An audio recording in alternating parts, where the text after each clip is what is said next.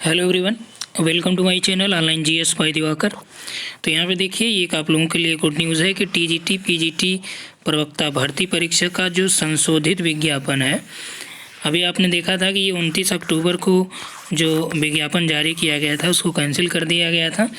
और इसमें जो आपका बायोलॉजी के स्टूडेंट थे और तदर्थ शिक्षकों के भारांक से संबंधित कुछ जो समस्याएं थी उसके लिए इन्होंने ये संशोधन का प्रस्ताव जो भेजा था रद्द कर दिया गया था विज्ञापन।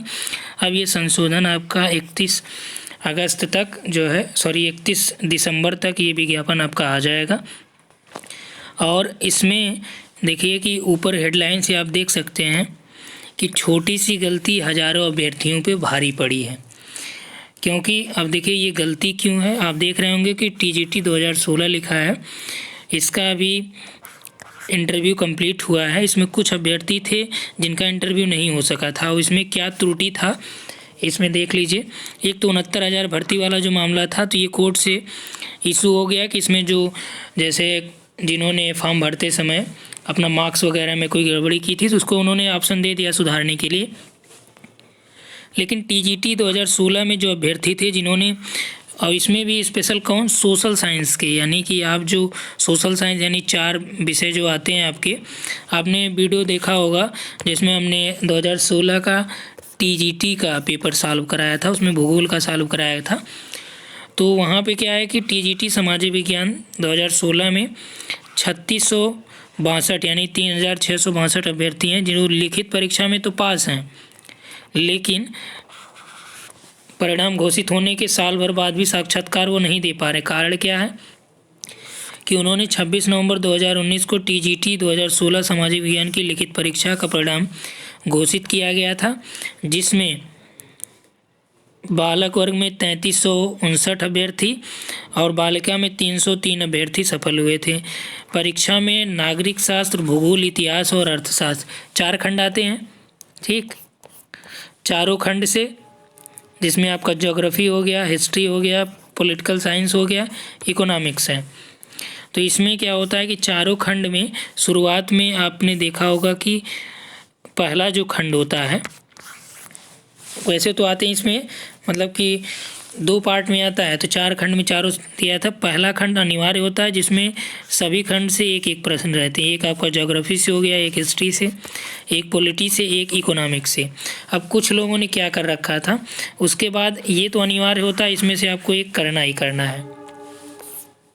यहाँ पे देखिए, तो अभ्यर्थियों ने इनमें से 2 खंडों के प्रश्नों का जवाब ही देना पड़ता है, चाहे आप हिस्ट्री के साथ पॉलिटी दीजिए, हिस्ट्री के साथ ज्योग्राफी दीजिए, या हिस्ट्री के साथ इकोनॉमिक्स दीजिए, या इकोनॉमिक्स पॉलिटी दीजिए, या इकोनॉमिक्स ज्योग्राफी दीजिए।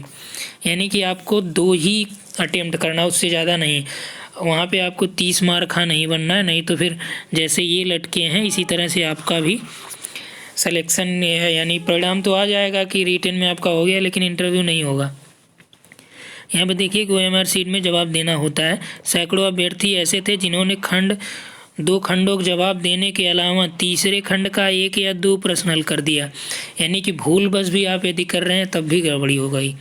चयन बोर्ड ने इन अभ्यर्थियों का परिणाम घोषित नहीं किया। इनके खिलाफ उन अभ्यर्थियों ने जो है ये हाईकोर्ट गए और मनोज कुमार व अन्य बनाम 99 लोग थे। इनकी सुनवाई करते हुए 14 फरवरी 2020 को उन अभ्यर्थियों को परिणाम घोषित करने का आदेश कोर्ट ने दिया जिन्होंने 2 खंडों के अलावा गलती से तीसरे खंड में 1 या 2 सवाल हल कर दिए थे।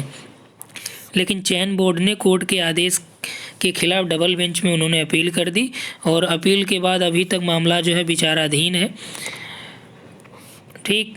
तो ये आप देख सकते हैं कि टीजीटी पीजीटी भर्ती 2016 सभी विषयों का साक्षात्कार 16 दिसंबर को ही खत्म हो गया, लेकिन सामाजिक विज्ञान का विवाद हल नहीं हो सका है। तो ये आज का पेपर है, यानी 18 दिसंबर का पेपर है। तो इसलिए यदि आप लोग अभी मान लीजिए, जो आयोग विज्ञापन में संशोधन कर रहा है, ये भर्ती को कोर्ट जाने से रोकने के लिए कर रहा है, और इसमें कुछ तदर्थ जो शिक्षक है उनके भारांक में भी इसमें परिवर्तन किया जा रहा है। अब देखना ये है कि क्या आता है फाइनल, जब ये विज्ञप्ति आ जाती है 31 तक, तो उसमें हम लोग देखेंगे कि क्या परिवर्तन किया गया है। ठीक, तदर्थ के बारे में भी कुछ परिवर्तन किया जा रहा है। हालांकि यहाँ पे देखिए कि मांग की जा रही है कि 20 अंक से अधिक भारांक न दिया जाए, और होना भी यही चाहिए भाई। आप एलिजिबल हैं, आपके अंदर क्षमता है, तो आप रिटेन क्वालिफाई करिए, रिटेन में अच्छा स्कोर करिए। भारांक से क्या मतलब है?